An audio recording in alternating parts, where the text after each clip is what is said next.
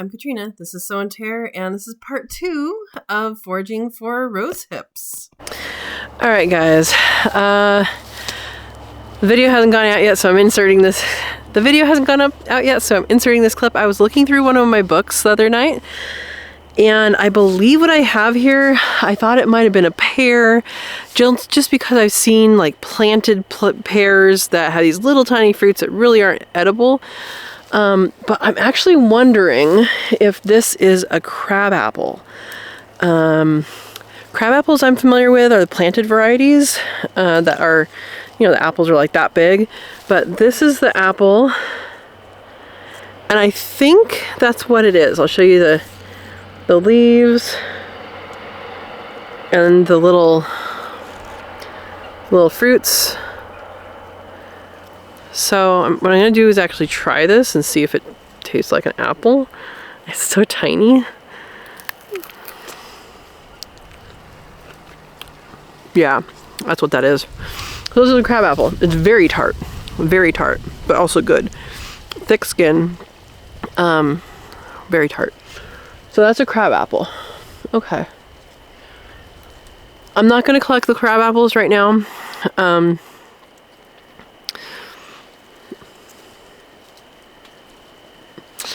All right, now we know. Crab apple.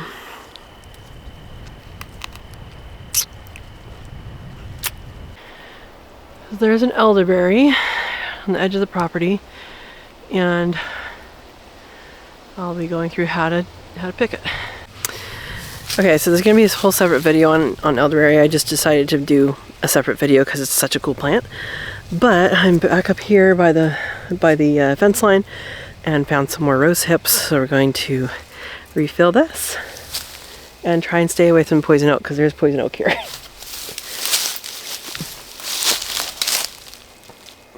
So I was reading up on the wild roses out here, and apparently there are multiple types, and one of them is called spiky wild rose or something like that. And I'm wondering if that's what this one is that has this weird, I've been calling it a condition or disease or pest or whatever. I'm wondering if maybe that's a natural thing. I don't know. I have not really looked into the different types. I just know I have one that has that, one that doesn't.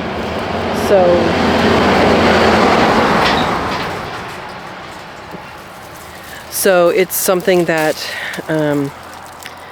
I'll figure out eventually. I'm not too concerned about it. To me, a rose hip is a rose hip. Especially out here when it looks like all of them are good. All the ones I've tasted from all the plants are good, which is very surprising to me because that's never been the case. So I'm happy about that. So I'm not harvesting some of these just because they are right by the poison oak. I'm getting pretty close to the poison oak as it is. As far as I know, I don't react, but I had a professor in college tell us that she was not allergic, and then she ended up getting it in her bloodstream. She got scratched up by it, and she was in the hospital for 6 days. So I always want to be cautious and respect those plants that can hurt you.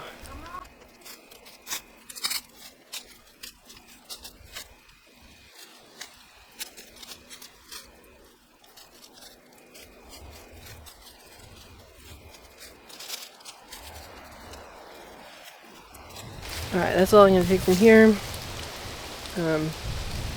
I could come back and harvest from the other side of the fence, but I don't think I need to. Always leave some for the wildlife. Here's a whole bunch on the fence line. They look really good, but they're not ripe yet, so I'll be coming back here later. Now, these ones are also not quite ripe. There's a few of them that are. Oh, that one looks like it had a bug in it. So I'll probably end up coming over to this side again. Looks like it's a little bit less ripe than the other side from the rest of the pasture.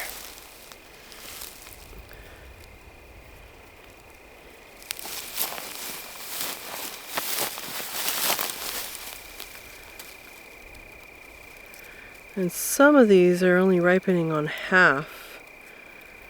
So I wonder if that's, again, the condition of the spiky plant, or the pest or whatever it is. I need to figure out what that is. But I don't think I can get any more from here. I have a few more to get to. Looks like we have a similar case with this one, that not as many are ripe, but there's more ripe than the last one, so we'll take some. Again, these ones have little tiny spikes on the fruit.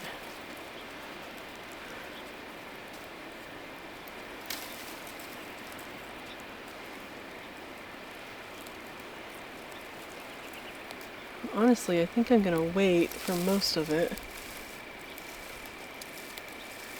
A lot of them are half ripe. That's good. Yeah, just a lot of these have holes in them. It looks like they've been affected by some sort of insect. And then a lot of them are half ripe, so I think I'm gonna wait on these and see if they actually get to full ripeness. So we'll see. Alright, a lot of these look a little bit riper. It's on the ground. There are so many strawberry plants right here on the ground. I'm wondering if they're going to make strawberries or just be plants.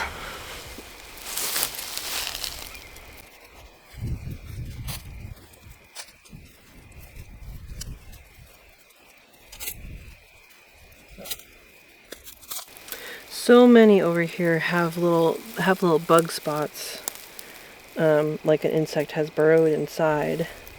So I'll probably keep this whole batch separate from the other ones until I do whatever I do with them. I'm going to dehydrate a lot of them, I think.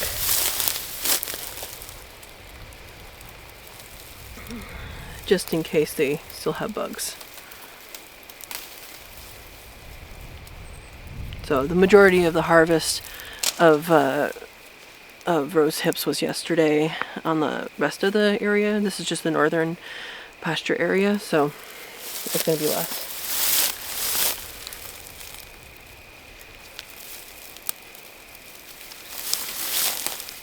And the sad thing is, these are like, there's some really plump ones, and a lot of them are just not evenly ripened.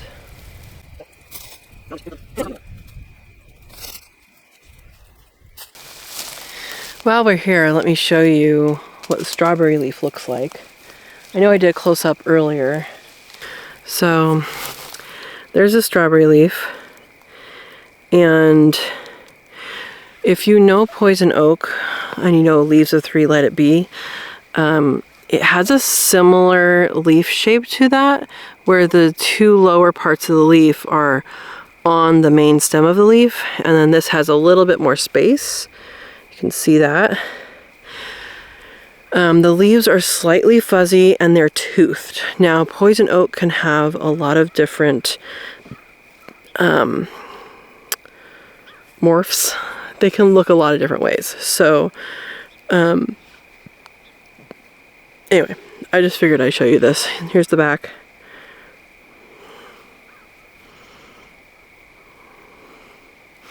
And we'll get on with the rose hips. Oh, that whole leaf is edible and you can make tea from it, so.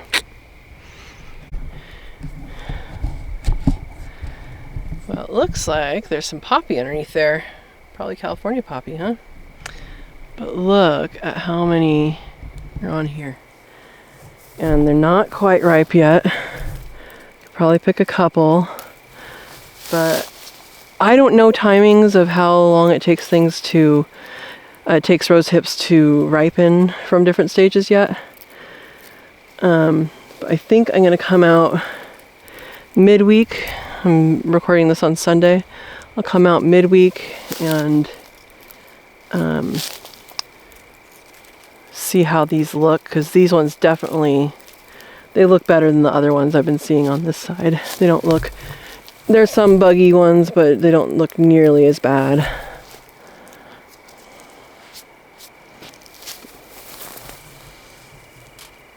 I do want them to ripen up some though.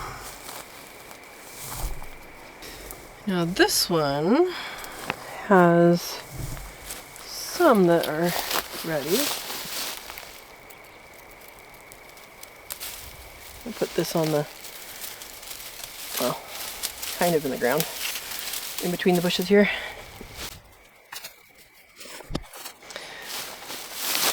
So there's more on this one to pick. It looks a little healthier as well. So maybe just this mid-level is a healthier place for the roses. I don't know.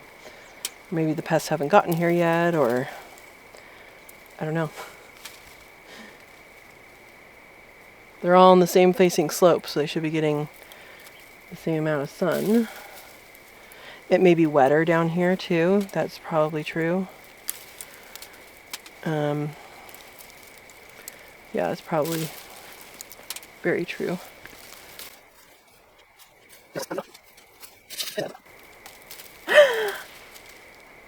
And the rose just got me. Ouch.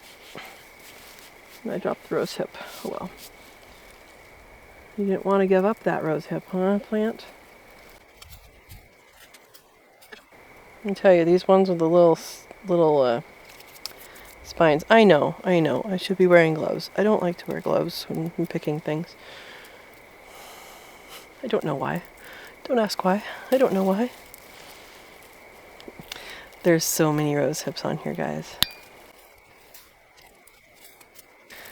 I'm picking more with the holes in them because I just decided just earlier here that I'm going to be keeping these separate until I deal with them.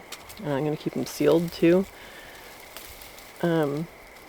Just in case there are little buggies still in there. Now this is an area I'm going to also come back to. So it looks like all of the rose hips on this side are a little bit more, a little bit further behind. I guess they probably do get less sun than the rest of it because this is more northern facing. So that makes sense for this whole group to be a little bit different because it is a more northern facing area. So it doesn't get the same amount of sun.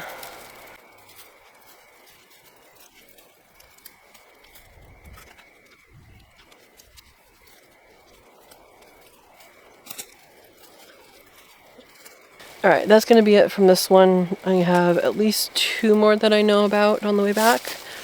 And then we'll be back later for rose hips. Okay, we are at our last 2 rose hip bushes. One's here, one's up this way. And I wanted to show you guys what I used to call the devil plant. Its real name is hedge parsley, and it is the most annoying bird in the world because you never know where it's coming from until you learn the plant. So let me show you guys what that looks like. So hedge parsley, I don't even know if it's edible. I just don't want it. But it is found in these large, short patches. Sometimes they're individual, but these patches of little burrs, and they are super annoying because you'll go in and you'll be hiking around, and then it will be in, if you wear fleece, that's super bad because it's going to be all over your fleece. If you have socks that are exposed, your shoelaces even. And so when you have a situation like that, once you know about it, you can avoid it or pick them off when you've gotten into it. If you don't know about it though, they just come out of nowhere. So now you know at least what to look up. And the name is hedge parsley, unless you want to go by the name I've given it, which is devil plant. So these actually look like really good rose hips, except for this one. They are nice and red and developed, and they're a little bit soft. So these are really good ones. And I did taste off of both of these plants actually quite a while ago, so it probably tastes even better now. So I'm going to harvest a lot of these. I know the light's getting worse. Sorry. I did not charge my light either, so we're stuck with what we stuck with. And this is not a spiky variety. So again, I do have to look up the different varieties of wild rose, and I did not know there were so many in Oregon. If you have tips for me for that, go ahead and put it in the comments. I mean, I plan on learning everything on this property. I know that sounds like a lot, and it might be a lot, but I already know a lot of them because I'm familiar with them from other areas. So it would just be adding to what I already know. And I already know this is a wild rose. I know how to, I know how to identify roses. So I'm not at that level. But did not realize there were so many. And I actually don't know what color flower these are or anything because I did not see them. If I saw them in flower, it would have been when I visited, and I would not have been paying that much attention to the actual flower of a random rose. I would have just called it, hey, there's a rose. That's fun. Also didn't realize that it had actually rose hips that actually taste good, which again, in my experience, has been rare, which is super exciting for me because rose hips are high in vitamin C. Some of this plant does have that development around the fruit, but most of it doesn't, so I wonder if it's just getting infected with whatever it is. I'm really curious to know that. If you guys know what that is, let me know, because I would like to know.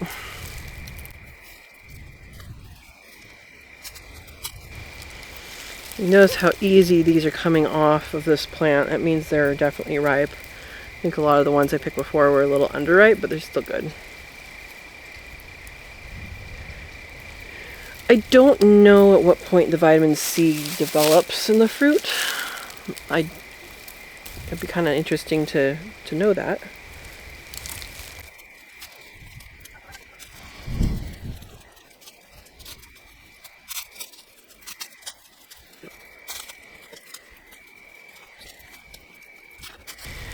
When I first learned rose hips were edible and people used them for tea and all sorts of stuff, I tried them, and I tried the wrong kind apparently.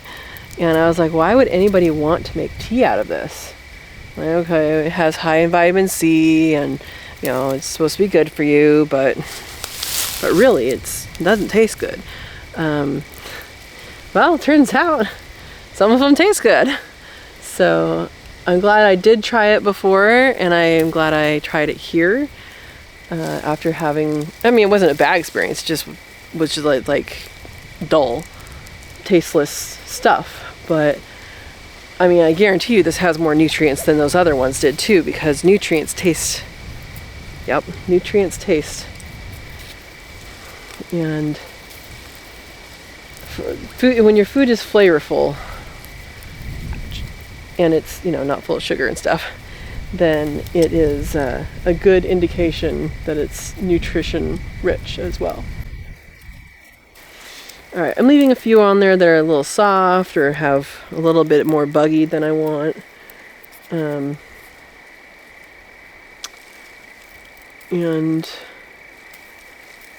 the animals enjoy that. I guess I didn't get at those either, but that's okay.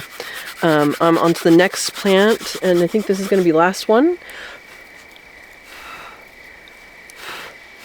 I will be going back to pretty much all of them in the north pasture, and then the one that's next to the tree, next to the gate on the hayfield. That one that had the really big ones. There was some that were still developing, so I will be going back to that. I don't know. I'm gonna check maybe midweek, and then I'll check again next weekend maybe. I don't know how fast these ripen. That's part of my learning process right now, is knowing how fast these ripen, what season, and all of that. So I think I picked a pretty good weekend to harvest a lot of rose hips, and so that's going to go on the calendar. yeah, last weekend in September. So here we go. But you guys won't see this until October. All right, last one. Got a pretty good haul today. I'm not done yet. All right, I'm not gonna film this part, but here is one more bush underneath this oak tree that I'm going to harvest from. So it's dark and there's a sunset. Not bad for a, let's see if I can show you in the sunset. Not bad for just that one area. With most of them I didn't pick. So there you go. Enjoy the sunset. Thanks for watching. I hope you enjoyed the video and hope you find something yummy to forage. Start recognizing rose hips, start recognizing some other foods that you are able to eat and enjoy. Make sure it's edible. Thanks for watching. Hit the thumbs up, subscribe if you haven't subscribed, and share it around with someone who loves to forage. Have a wonderful day.